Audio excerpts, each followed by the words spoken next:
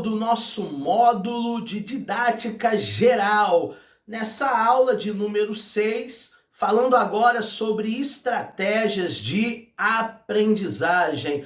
Eu quero que você esteja preparado para palestras, para fazer as suas aulas, ministrar, e esse módulo de didática só vem a contribuir, só vem a aprimorar com aquilo que nós já estamos recebendo. Faça também a avaliação no nosso portal, não esqueça de consultar o seu material didático, de baixar todas as apostilas disponíveis para você naquele campo material didático. Ali você tem acesso para baixar, para imprimir e para conhecer e prosseguir em conhecer. Vamos falar agora das estratégias de aprendizagem. A primeira coisa que nós precisamos entender dentro das estratégias de aprendizagem é até que ponto é importante falar sobre estratégia. Existem pessoas que quando ouvem a palavra estratégia,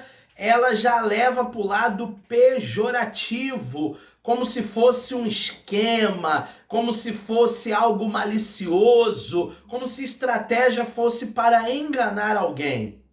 Não leve para o lado pejorativo. A estratégia não é uma esperteza. A estratégia é um meio pelo qual o professor ele vai se utilizar dentro de sala de aula para facilitar a aprendizagem dos alunos. Estratégias de aprendizagem nada mais é do que isso.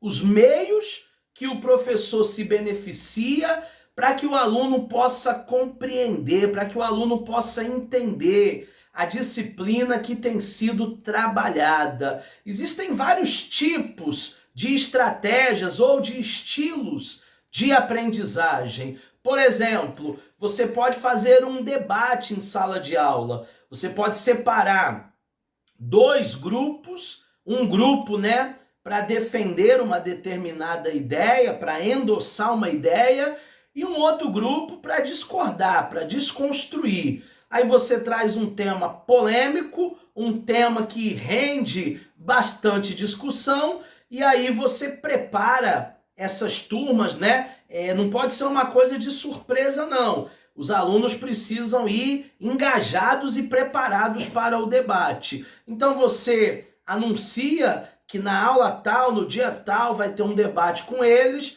e aqueles grupos que foram separados anteriormente, tanto para validar uma ideia, tanto para desconstruir uma ideia, eles precisam estar munidos de perguntas, de questionamentos e de argumentos. Então o debate ele é sempre salutar no campo das ideias, no conflito de ideias. Uma outra técnica, um outro estilo, um outro tipo de aprendizagem são dramatizações. Aquela sketch, aquele teatrinho que você faz com eles, separando personagens, dando papéis para cada um. É claro que numa dramatização improvisada, você não distribui papéis, mas quando é uma dramatização mais elaborada, você pode distribuir papéis. Essas pessoas, esses alunos vão buscar informações sobre os personagens, vai haver uma troca, vai haver uma integração, vão haver boas risadas, porque no ambiente de aprendizagem isso também é salutar. O terceiro tipo é o ensino de pesquisa. Você dá um tema para que os alunos possam fazer uma pesquisa. E hoje nós temos livros, temos internet, temos periódicos, temos sites, temos grupos de ensino. O que não vai faltar aí são meios para que os alunos façam a sua pesquisa, para que eles se aprofundem em determinados temas.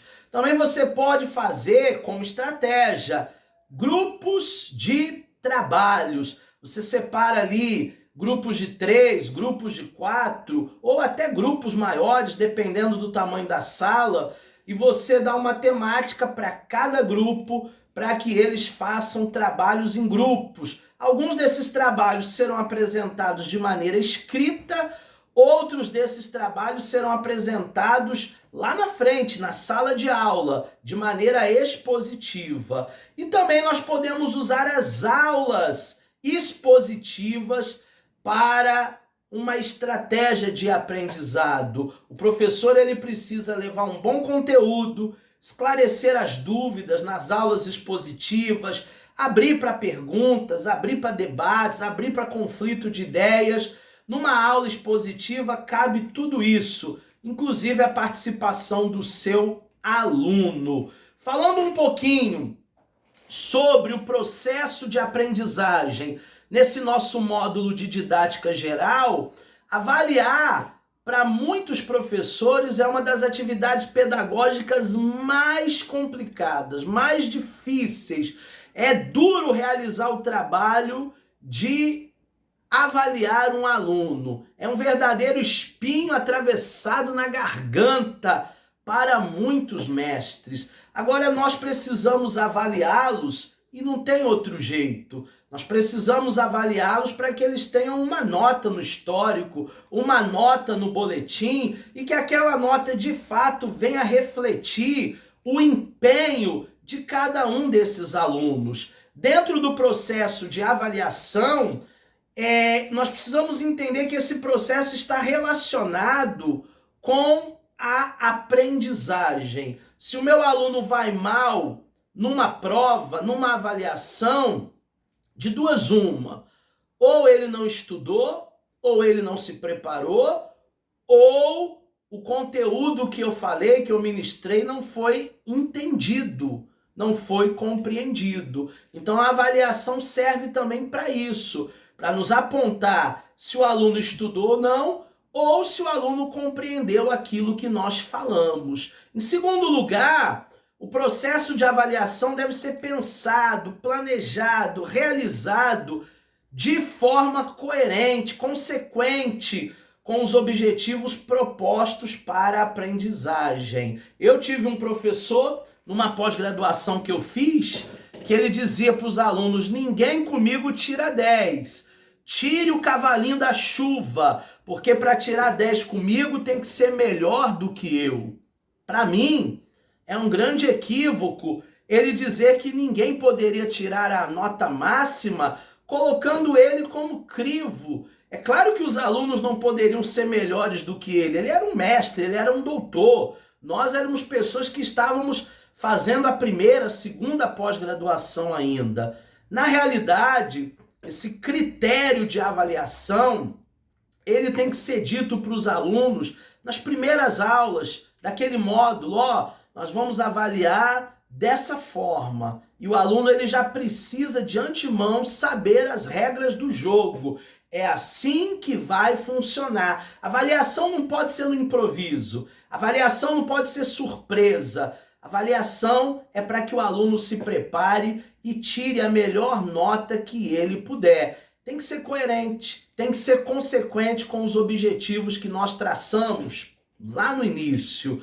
Em terceiro lugar, o processo de avaliação é para acompanhar o processo de aprendizagem. E esse processo é contínuo.